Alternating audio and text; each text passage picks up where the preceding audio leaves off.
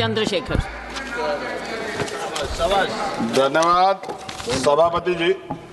नियम 193 के अधीन वामपंथी उग्रवाद पे हम लोग चर्चा कर रहे हैं और क्योंकि ये बड़ा संवेदनशील विषय है तो बहुत कम समय में बड़ी गंभीरता से मैं अपनी बात को रखूंगा। सभापति जी, हम लोग फूले, साहू, अंबेडकर को मानने वाले लोग, हम लोग संविधान को मानते हैं, संविधान के आधार पर चलते हैं। हम लोग बंदूक को सही नहीं मानते और बंदूक का रास्ता सही भी नहीं, क्योंकि अगर कमजोर कभी बंदूक उठाएगा तो उसको कुचलना, उसको मारना आसान हो जाएगा, नक्सली या और तमाम तरह के आरोप लगा के।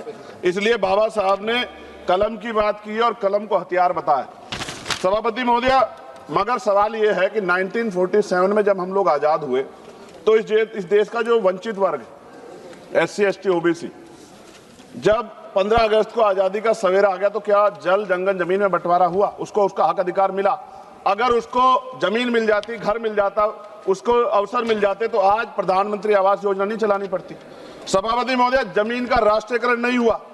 इसलिए मैं बहुत जिम्मेदार, क्योंकि मैं तो वो व्यक्ति हूं जिसके खुद के ऊपर NSA, नेशनल सिक्योरिटी एक्ट लगा जब मैं अपने लोगों के लिए लड़ने गया, और 2 अप्रैल 2018 को मेरे जैसे बहुत सारे लोगों पे लगा, क्योंकि हम अपने हक की लड़ाई लड़ रहे थे। सवाल यह है, नक्सलियों के नाम पे क्या आदिवासियों की हत्या स्वीकार्य हो सकती है? हम लोग इसका विरोध करते हैं। हमारा स्टैंड है, हम नक्सलवाद के समर्थक नहीं है, लेकिन आदिवासियों को नक्सली कहकर उनकी हत्या नहीं होनी चाहिए। सभापति महोदय, देश की 1/4 आबादी SC, ST, 25% से ज्यादा बड़े समाज के साथ जब जुर्म, जाति, अन्य अत्याचार होता है, उनकी हत्याएं होती है, उनकी बहनों का रेप होता है, उनको मारा जाता है, जलाया जाता है, उनके घरों को फूका जाता है, तब इस सदन में चर्चा क्यों नहीं होती? ये सदन क्यों नहीं सुनना चाहता? SC, ST, OBC के अन्याय के बाद क्यों नहीं सुनना चाहता? कितनी चर्चाएं होती हैं, आज हालात कितने सारे अलग अलग हैं, लेकिन चर्चा इतने बड़े 25% समाज पे क्यों नहीं होती? 52% OBC पे क्यों नहीं होती? सभापति महोदय, मैं तो मानता हूं, कुछ लोग फॉर्मेलिटी के लिए कहते हैं, अगर मैं आना होता मैं तो चर्चा के लिए चिल्लाता हूं कितनी बार, वरना तो SC, ST के लिए कोई चिल्लाता भी नहीं है। ये तो रिप्रेजेंटेशन है संविधान में। ये ना होता हमारे घरों में, हमारी गलियों में कोई वोट मांगने नहीं जाता। हम जानते हैं कि जाति व्यवस्था कितनी बदली है।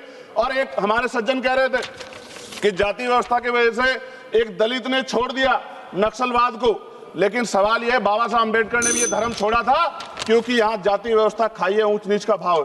सभापति महोदय, हमारे सम्मानित एक भाजपा के सांसद जवाब दे रहे थे बड़ी चिंता के साथ। सभापति, बहुत इंपॉर्टेंट है, आप सुनिए, बहुत इंपॉर्टेंट है ये।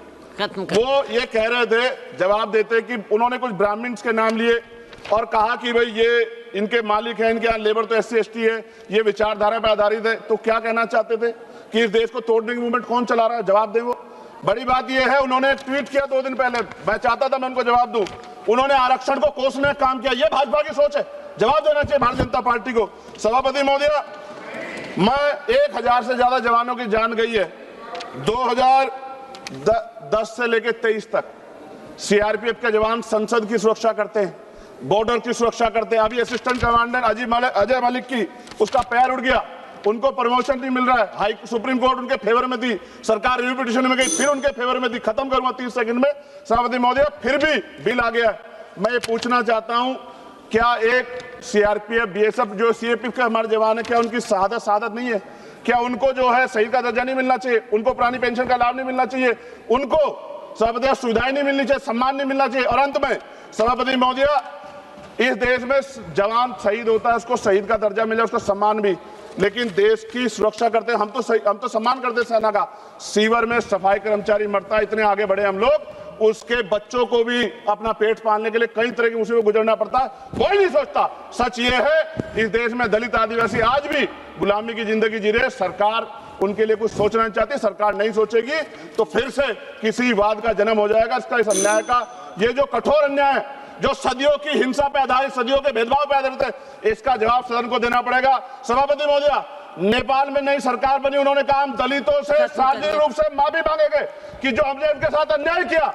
ये सदन कब उनसे माफी मांगा जिनके साथ हजारों साल अन्याय हुआ और आज भी उनको रोटी कपड़ा मकान के लिए अन्याय लड़ना पड़ता है। धन्यवाद सभापति महोदय। जय भीम, जय भारत।